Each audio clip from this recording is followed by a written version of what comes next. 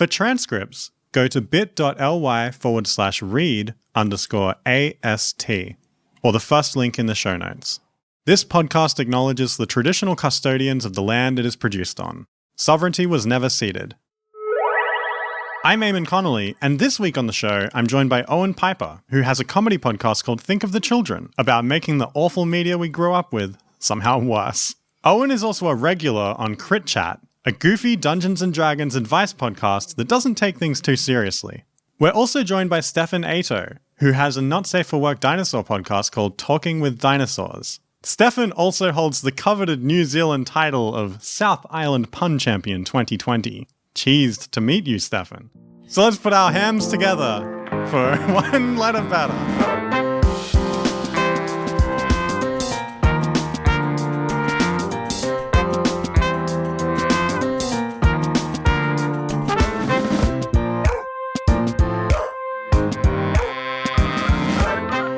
Hello and welcome to the show. We have Owen and Stefan today. They've got their answers prepped for the two things that we have. We've got a bunch of segments coming up, but first, we have the hot topic of the week, which is Space Jam. And I've got you two to change that word just a little bit. Would you be able to give me a brief snippet of what you've sort of figured out? When I was doing this, I kind of realized that you can only really change one letter in each of the words. Now, I know that's the point of the show, but there's only one letter that works. Otherwise, it becomes gibberish, and you can only really change the A's. So I've got Space Tams, Tim Tams in space. That's all I wrote down for that one. I've got Space James. Don't even fucking know what that's meant to be. That's just a thing I put out there. Then I got my kind of slam dunk was Spice Jam. That's like as far as I got with it, and I was envisioning a sort of thriller about some sort of illegal Dune-esque spice trade, starring Michael Jordan and, of course, the Looney Tunes. Is there a naked Sting in there? That's the most important thing. Of course there is. Thank goodness. What have you got, Stefan? So I've got a couple here as well. I've got Pace Jam, just removed that S entirely, which is a kind of jam you eat and then you move a lot faster. I find that could be very useful in day-to-day life. We've got what I felt was probably the most obvious with Space Ham, which is just pigs in space. Maybe Peter Porker from Into the Spider-Verse just launched into the sun or something like that. What else did I have there? Space Cams. It's just the Hubble telescope. Yeah, that's probably, that's all I've got right now, really. Okay, that's good. And as we go through the show, you'll probably earn a few more points, and also remember that you have some bonus points, and you might come up with something a little different by the end of the show. But for now, let's just jump into our first segment. I'm very excited to announce all these segments because the first season of the show didn't have any segments, really. It just had the one thing. But now I have 6 whole segments. The first segment is called Dad Vice. So we're putting dads into vices to hold them in place, right? Yes, we're going to crush these dads. No. Each player will attempt to fill in the missing words in a piece of advice a dad once gave. Oh, this is very good. So I have a list of inspirational advice that a bunch of successful executives once received from their dads. This comes from Inc.com, which is incorporated.com. And this is a bunch of advice that I suppose they bring into the workplace and try and live their best life to. So I've got my first one. It's going to be for Owen. Okay. You'll be happier professionally if you love what? Cards on the table. I woke up an hour ago, so I don't really know how funny this will be. If you'll be happier professionally. No, I got nothing for this, dude. I got nothing. All right. What have you got, Stefan? All right, so I'm thinking, so you'll be happier professionally if you love, I'm thinking getting stepped on by the elite is probably where they're going with that. Yeah, I feel that's a really sort of CEO sort of vibe there. I do like that. I'm going to give you a point for that. The actual answer, though, was if you love life, which is the ultimate, just capitalist, just love it. Just why don't you just enjoy it? Just don't question it, consumer. Just live life. Give us your money. this is really targeted against millennials. That's not fair. People my age don't love life. We're desperate to get away from this. Totally unfair. Okay, Stefan can start this one. Always try to approach conversations with the what in mind? Always try to approach conversations with the nearest exit in mind. Sometimes you just say something and you've just got to just disappear like that. What have you got, Owen? Always try to approach conversations with success in mind. Ooh, I don't know. Ooh. So that's closer to the actual thing than Stefan's one was. I mean, yeah, but Stefan's was objectively funnier than my one was. Yes, but yours was objectively righter than his, because you probably shouldn't approach conversations with the nearest exit in mind, but you should approach it with the end goal in mind, which is a messed up way of talking to people. I would argue that the nearest exit for me is always the end goal. I mean, it's just weird. I was like, oh yeah, I want to make every conversation in my life a transactional one. Like every conversation has an end point, and I must speed run this to getting to that point. Yeah, it's wild. If you if you go to Jacob over in Office 3, you can use the infinite wall glitch to like zip right on up through the social ladder. I saw this really. I was watching Cool Games Done Fast last month, and there was this guy, and what he did is he was just born, and then somehow he immediately just aged all the way to the end using this just weird glitch.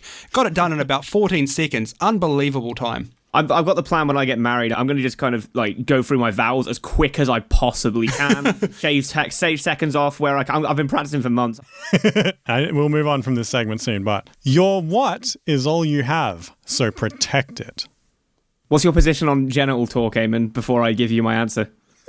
If it would fit on like prime time, go for it. Your gonads are all you have, so protect them. I've changed it slightly, but here we are. Wow, okay, what have you got, Stefan? Sorry, can I have the exact wording again, just so I can get it in my head there? Your what is all you have, so protect it. I feel like I should go for one like actual attempt at getting the answer for this segment. So I'm going to go reputation. Oh. Unfortunately, it was your name is all you have. It's all you have, so protect it, son.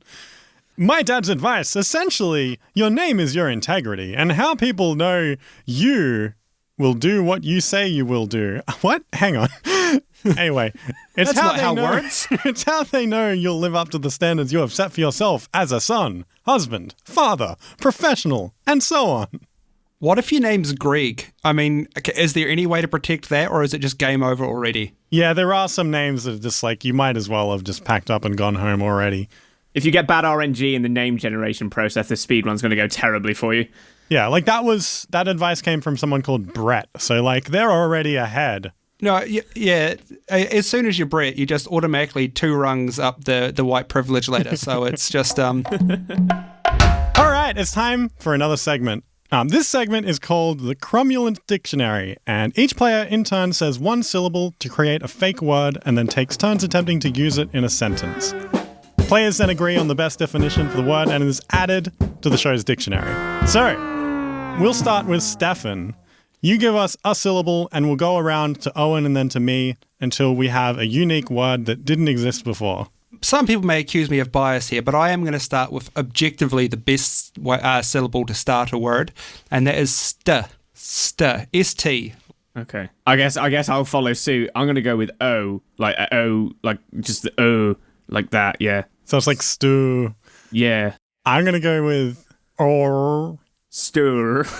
Store. Store. We've made the word store. All right, so now Stefan can still tweak it. I love how with 3 syllables we made a 1-syllable word. That's honestly, that shows a lot of skill on our part. I was about to say we'll throw a P in the middle in there, make it stipor, but then I realized that's also a lemon word. No, you got to do it on the end too. Oh, I see. What do you got for us? How are you going to end this word? Storok. Storok. Yeah. It's very good. Is it strock or storok? Storok. Storok. All right. Can you use the word in a sentence, though, Stefan? Oh, probably shouldn't use it as just like a generic noun as though it was the name of just a thing. That would be you could. Cheating. Nah, we'll like hone in on it as we do. It's fine. As he storoked down the street. passers-by, coward and fear. Okay.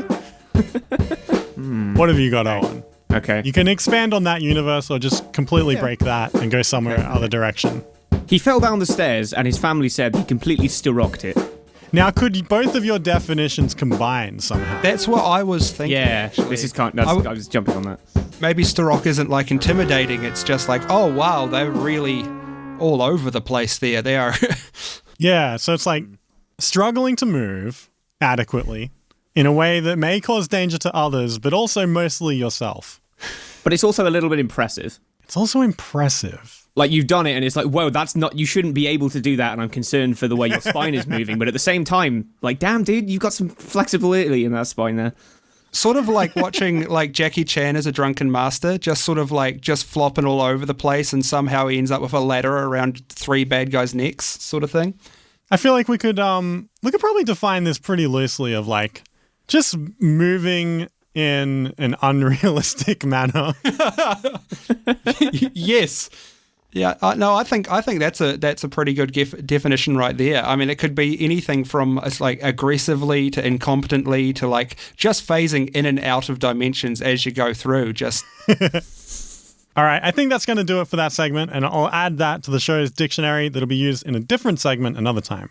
That does it for our first 2 segments. We're going to go to a break, and when we come back, we've got a few more segments and our hot topic of the week.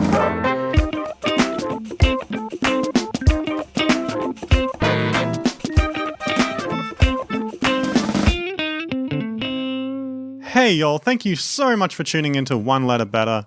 Every single listen means so much, and you know I can't help but hit that refresh button on the stats every other day. First up, you can still submit words and segment ideas at bit.ly/wordpod. I absolutely love getting those submissions, and this big list of things that you send in is what made Season 1 special in the first place, so I'd like to keep that spirit.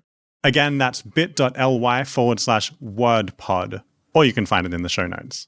It's been almost a year since I recorded these upcoming episodes. I was originally planning to release them in March of 2020. Oof! But I'm so excited to be sharing the amazing guests that I had in these recordings. I've got 5 episodes that I recorded back then, about 10 years ago, and it's going to be a fun little season. And so as I release these, your support means the world to me. And if you enjoy what I'm bringing to the podcast table, please tell a friend who you think would like this kind of show. If you have anyone who liked old Whose Line Is It Anyway episodes, or any of those like weird game shows that like aren't really game shows, or leave a review or consider becoming a patron.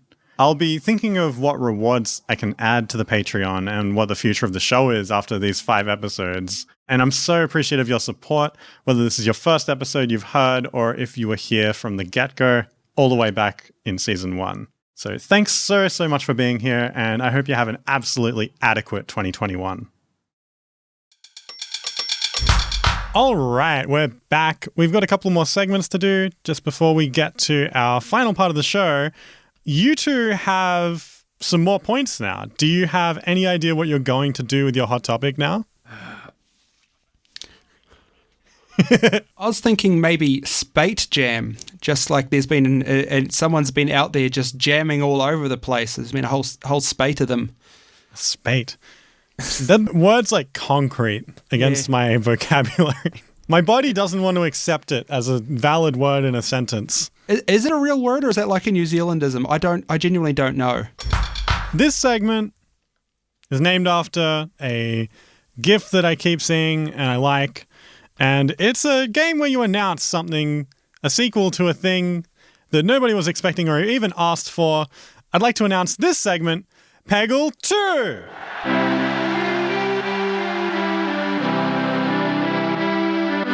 Can I just say, this is an objectively good name for a segment. Like when you said this, I was like, this is the funniest thing I've ever heard in my life. And then, but then we immediately mixed up what the name of the segment was and what you were meant to be doing, because it's not a good name. It's a terrible name. It's confusing, but like, it's good. So you two have prepped a sequel nobody asked for. Owen, can you give me yours first? Okay, so I don't know if it's too obscure or not, but I've got It's great, and it's going to be good, and it's going to really like get for all the old English men that are definitely listening to this podcast and not their radios.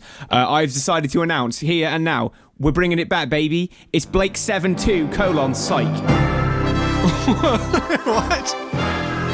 I'm going to have to do a little bit of background on this. So Blake 7 was a English sci-fi show that it told some very dark anti-authoritarian stories, but still had like the pulpy British sci-fi. Like there was a snarky talking computer, but also they did revolutions. So like a violent red dwarf, maybe. Do you know what? Exactly like a violent red dwarf, but a bit more serious. But it's about to get worse, baby, because in the last episode, the entire cast is violently gunned down by the police.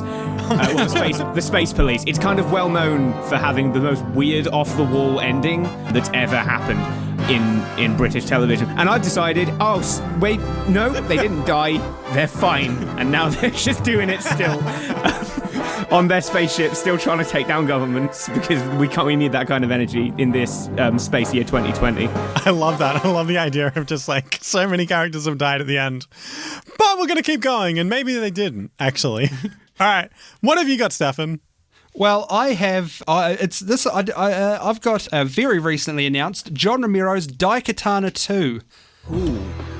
So widely regarded as up there as the worst game of all time with Superman 64 and E.T. But you know John Romero, you just can't keep him down. So what he's done this time is he's taken the original Daikatana, but he's really bringing it into the 21st century properly. It's going to be a massive open world. He's going to completely 3D map an entire planet in life size. He's going to have infinite amount of enemies, but not in this like a silly No Man's Sky sort of way. There's going to be just amazing things. You're going to have 600,000 different kinds of gun, and you're going to be able to have 1,000,000,006 different horses, and there's just so much you can do. And when it comes out, it's literally just the old Daikatana game again, but it's like a HD remaster. Yeah, absolutely. Just following in the tradition of just the world's biggest disappointments. Excellent. I'm going to give you both a point for what you have done here today.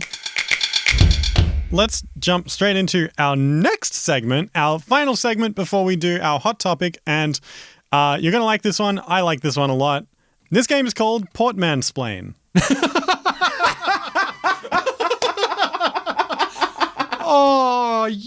No, fuck Pickable 2. That's my one, by the way.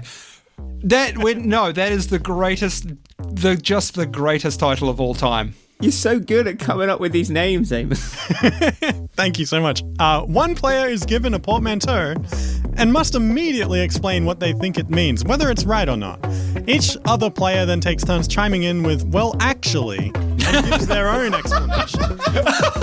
Finally, I will chime in and give the real explanation. Oh, this may be the most excited I've ever been. This sounds amazing. You could like legit sell a card game of this and it would sell millions of copies. All right, I'm going to give Stefan a portmanteau. Don't say whether you know the answer to it or not. Honestly, it doesn't matter, because if you say the actual explanation of it, you're still going to get overridden by the man in the room. So let's see. Okay, Stefan, your word is hiberdating. Hiberdating. Well, obviously, this one I feel is a bit too obviously. So hiberdating is dating in the Iberian ranges. It's the only logical thing when you're so sometimes you just need, you're in the Iberian ranges and you're a little bit lonely, and I'm really worried I'm saying the name of this place wrong now. Well, actually, I think you'll find that it's actually speed dating for hedgehogs. Like, hedgehogs are an endangered species now. We got to get them. We got to get them finding partners. And lonely hedgehogs, they have a hard enough time doing it. So we got to get them into a bar crowded with other single people they don't want to talk to. But you got to do it because they paid to be here. And then we get them, and we pair them off at the end of the night, and then they go and they make beautiful hedgehog babies. Okay, but actually, it's when a person ignores their friends in favor of a boyfriend or girlfriend. Yeah. Not nearly as fun. No. Owen. Hello. I have a portmanteau for you. Okay. Your portmanteau is chairdrobe. Chairdrobe? Okay. Yes. A chairdrobe, of course, as we all know, is a place. It's just another word for IKEA. It's just a word you have for IKEA, you know, when you haven't got time to say IKEA, but like you need to like get the message across. Like, I need to go to the chairdrobe now, and I need to get myself one of those like ball chairs that you can rotate in. And so you go to the chairdrobe and you give the man your money and you get the chairdrobe. Yeah, because I mean, like, if you go and start, like, if you say IKEA, there's always the chance that someone's not going to know what it is, and you're going to have to say IKEA, and then they'll know. But that's such a waste of time. So just say chairdrobe, man, because chairdrobe, everyone, it's a place where you store the chairs and also wardrobes. Well, actually, I think you'll find that you're saying it a bit fast. It's actually the chaired robe, and it's just a robe when you wear when you just need to just be a little bit happier. You just pop it on, and the world just doesn't seem quite as heavy. Just your spirits are lifted, and you just know you can get through the day in your majestic chaired robe. Well, actually, chairdrobe is piling clothes on a chair in place of a closet or dresser. See also floordrobe. Hey, Eamon, I came to this podcast to have a good time, and I feel very called out and attacked right now because I do that constantly. Does it still count if it's a couch? Because I feel like I can escape on a technicality on this one. Yeah, because that would be too hard to make a portmanteau about. Let me see. I got maybe one or two more. Stefan, I have another one for you. It is nomonym. Nomonym. Oh, that one is obviously a nomonym is when you just start eating someone words. Actually, it's a nomonym, so it's a word that looks really delicious. You're just like, haberdashery. I'll put that in my mouth and chew on it a bunch, swallow it, digest it. Maybe there'll be the sound of dressmakers in my stomach or something. I don't know how this works. I've never had to nom the word haberdashery before, and honestly, I don't think I would even if I could. Well, actually, I think you'll find you're saying it wrong. Again, it's nononym, and it's a word with 9 syllables. That's all I have. It's just a word with 9 syllables, and you say it, and it's very hard and complicated. And it's not even right, but it's all I had, dude. Leave me alone. But the one! No, you've done well. You've done so well. I'm doing the point of the show. It's one letter better. When I changed the letter, I'm using a point. Fuck you. I love that you changed the letter. My problem is with this fictional word that it describes words that have 9 syllables and in itself doesn't have 9 syllables. Yeah, it's the same. Yeah, that's the thing. It's like how the fear of like long words is. Right, no, that's really long as well. Never mind. There's cases of that in English. You can have that. Yeah, no, that's good though. But actually, it's a food that tastes like another food. Oh, that makes sense. I actually was kind of close there. I was closer than I expected. Well, eating words isn't quite the same, but yes, you were close. Around words sometimes, like. All right, Owen, I have one final portmanteau for you, and then everyone else in the room. Nerd jacking. Eamon, you have to be careful when you give me this kind of power. So nerdjacking is when you're a scrawny little nerd like me, and then you think, you're watching like JoJo's Bizarre Adventure, and you see all the big beefy buff men, and you're like, man, I'm going to go to the gym and get as strong as them. And then you do, and then you get big, powerful muscles, and all of us, yeah. And then you can punch real good, and then maybe just then you'll feel proud of yourself, but nothing can fill the empty hole inside, and that's about all I got. Well, actually, I think you'll find that nerdjacking is actually quite simple. It's stealing someone else's lightsaber. You just go up, you push them over, and you take their lightsaber, and that's it. You don't. That's all you need. There's nothing too mystical about it. It's just a basic nerdjacking. When does that happen the most? Like what sort of Comic-Con. Places? Yeah. Comic-Con. Yeah, it's rife with nerdjacking. Is it like an accepted thing that like if you can get someone else's lightsaber, then it belongs to you? Oh yeah, and you also get their force powers. Like, that's how Anakin had so many midichlorians. Is because like the midichlorians are stored in the lightsaber, and he went around and he was just nerdjacking all over Comic-Con. He got every single one, and then Yoda came and he was like measured him. I don't remember how that movie worked, and he was like, "Whoa, you got so many lightsabers, kid!" And then they took him to space, and they were like, "Hey, kid, you got so many lightsabers." And then he just jacked all of the Jedi Council's lightsabers, and then there was no Jedis anymore because he was the most powerful because he nerdjacked everyone. Except his grandpa, who had nerdjacked even more people, so he could shoot lightning out of his hands. Yeah. I haven't seen those movies in at least 15 minutes, but I'm pretty sure that's what it was. Well, okay. Well, I mean, both of yours were so compelling that I forgot that I actually needed to explain what the original thing was. So I kind of replaced the original definition, but what you just did kind of fits in the original definition, which is filling a conversation with unnecessary detail about one's passion to an otherwise uninitiated, uninterested layperson. Yeah, okay, I guess we're just calling me out. So that's 2 personal attacks in this. Yeah, like my entire podcast is just me nerdjacking dinosaurs into every conversation. So it's not a good word. I hate this word, actually. It's got a bad mouthfeel, does this word. All right, we have used up all our segments for this episode. Thanks so much for playing. You two have a number of points. Owen, you have 6 bonus letters. And Stefan, you have 5 bonus letters. ooh, You should know that punctuation is free, so is spaces and removing them. You can shift things around as much as you want to, and I might just give you a little bit of time, and we'll come back after this hold music.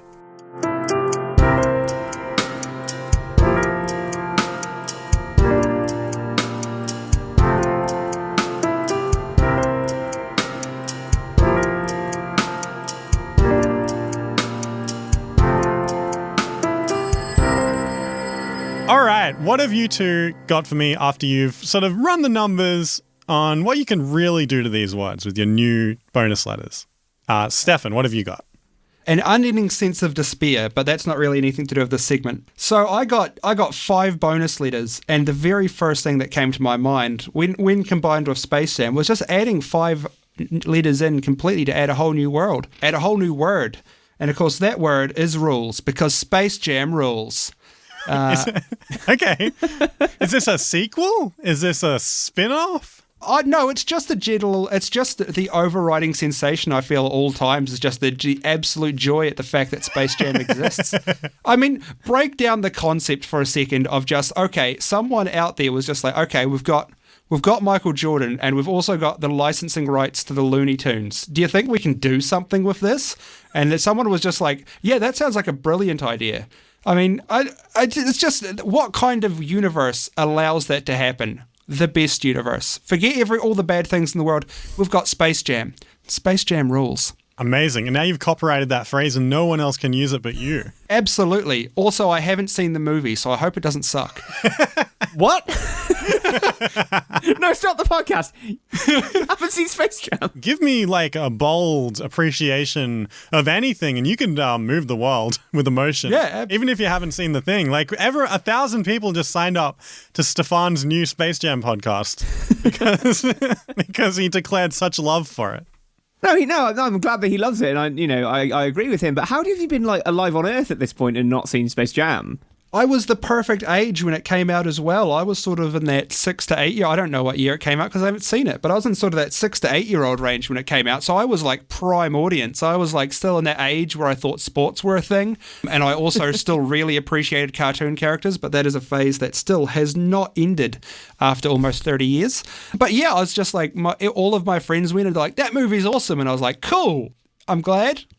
Good to hear. I'm good. I'm fine over here with my live-action Flintstones and my Jurassic Park. One of those movies possibly had too much of an imprint on me. I'm not going to lie. I'll let you decide which one. I mean, they're both the same movie, right? Yeah. I mean, for all I know, maybe Space Jam is the same movie as those two as well. I mean, I was gonna say, like, Space Jam is like the Citizen Kane of movies. Like, it's like so iconic that I'm surprised that you haven't seen it just like via cultural osmosis at any rate. Oh yeah, I can quote I can sing the theme song, but I don't think I've ever actually listened to the theme song. I have similar issues, yeah. And I think that is a testament to how much Space Jam rules. Perfect. Owen, what do you have for us? I mean, Space Jam rules is such like a concise and good, like, you can get that on a shirt. So I used a few bonus letters to do some stuff. I've kind of got a few. I don't really know how good they are, but I've got Spaceman, which isn't anything, but again, it kind of ties in with Space James from earlier, if you remember that. I'm a big fan of Space James. If you remember that bit. So like Space James, Spaceman. What else have I got here? I've got, so Space James, Spaceman. I've also got Spook Jam. Oh. Now, I don't know if this is like some very scary condiment or like it's like Space Jam but with ghouls. I would watch that. Yeah, I'd love that. To me, it sounds like a music festival. Do you know what? Now that you said it, I'm kind of into this idea. Yeah. It takes place around Halloween. Get some dark side trance or something like that. Just something like that. Real spook jams. Yeah, or like, those bands that wear like those skeleton masks. They're scary. Like Kiss. Oh, they're so scary because of all the face paint. Whew. Yeah, something like that maybe. Do you know what, this actually brings something up. Do you know what, I'm not a big fan of Kiss because they're a bit too spooky for me. Do you know what their name actually stands for? It's Knights in Satin Slippers, which I think is just not okay. Is that true? No. But I said it with confidence. I genuinely thought for a minute that you were... the Kiss was an anagram for Knights in Satin Slippers. I was like, what the fuck, dog? Listen, we don't lie here on this show. The people come to us for up-to-date news information. It was true for the brief period of time while I was saying it, and then it ceased to be true afterwards. Listen, technically that was word and letter related, so I'll let it pass this time. But if you come here onto this podcast and start spreading just lies, then I don't know what we're gonna do. We're gonna lose our Reuters certification. We're not gonna be able to present live, up-to-date information to the people anymore. About the band Kiss. About the band Kiss and what they're up to lately. Probably nothing. Anyway, Owen, give me your favorite one of what you have. My favorite of all of those. I'm a big fan of Space James, honestly. Space James is very good, but I don't really know what it is. I'll tell you what it is it's very powerful and it's speaking to all of us, I think. It has got a certain siren song to it, but I just don't know what... is this just a man called James that really likes space? Or is it a man called James in space? Or is it a section of space called James? Is it a serious thing, show or movie, or is it a lighthearted romp? With a name like Space James, I think it has to be a lighthearted romp, right? Well, it has to be either lighthearted or really heavy.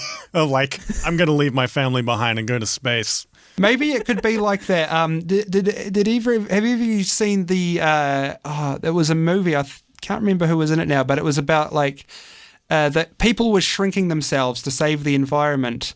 And it was, I can't explain it without it sounding fake, but it was a movie and it had a famous person in it. This story is just the worst story. Wait a second. You're very good at explaining things without them sounding fake. I was going to say, you just convinced me that KISS stands for Knights in Satin Slippers. Like, you got this, dog. I think Stefan might be the other twin that always tells lies and can never tell the truth. You're not the first person who has described me as such, which really makes me question sort of decisions I've made in my life.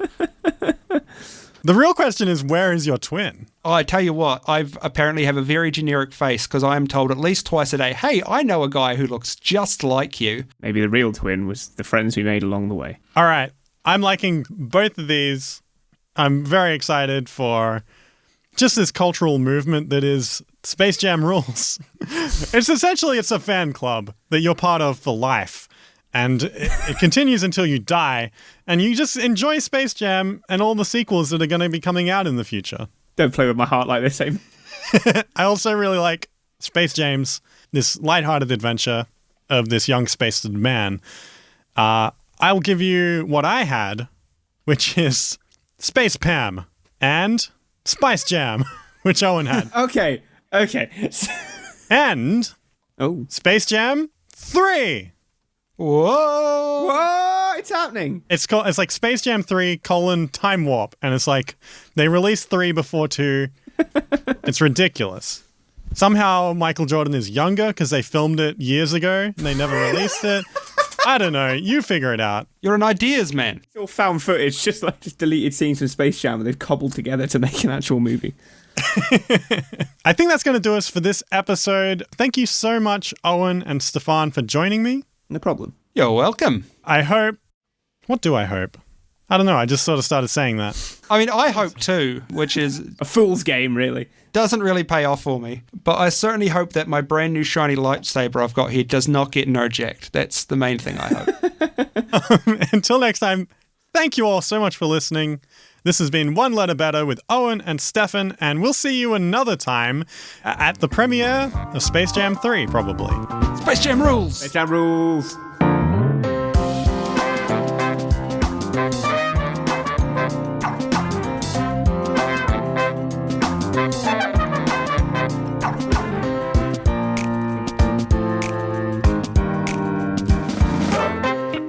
This episode was produced by me, Eamon Connolly, with production assistance from Angel Fauchelevent.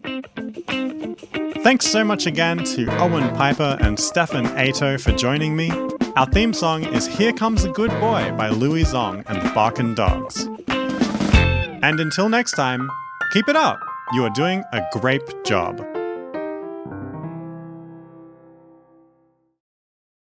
Friends and lovers, my name is Owen Piper, My name is Jay Little. and we're the hosts of Think of the Children. You may have heard of us. We're a premier podcast responsible for ruining your childhoods. We take the things you remember from the good old days and pervert them in a grim, tasty ritual. Whether it's turning Harry Potter into a dirty AI-driven supercult, Or Danger Mouse into communist propaganda. nothing is too obscure. Absolutely nothing is sacred. There is nothing that we won't destroy for profit. Isn't that right, Noel?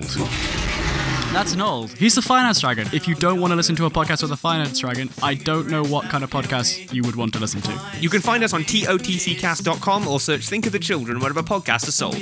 Now, would you please take Noel back to the finance cave? I can't. I spent all of our money on anime figures again and it filled the cave.